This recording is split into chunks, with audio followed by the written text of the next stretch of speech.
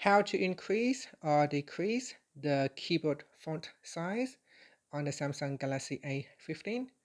First, tap on the home button to return back to the home screen. Now on the home screen, we swipe down at the top. Then in the quick settings panel, tap on the settings icon. Next, scroll down and then tap on general management. After that, tap on Samsung keyboard settings. Then we scroll down and in here tap on layout. Sorry, not in layout. So we go back. So in the Samsung keyboard, we tap on font size. And from here, you can drag on the slider bar to increase the size. So here, if you take a look, if I drag it to the middle, the font size on the keyboard are smaller. And if I choose smaller, it goes even smaller.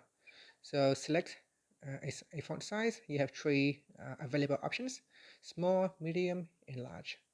Finally, you can tap on the home button to return back to the home screen. Thank you for watching this video. Please like and subscribe to my channel for more videos.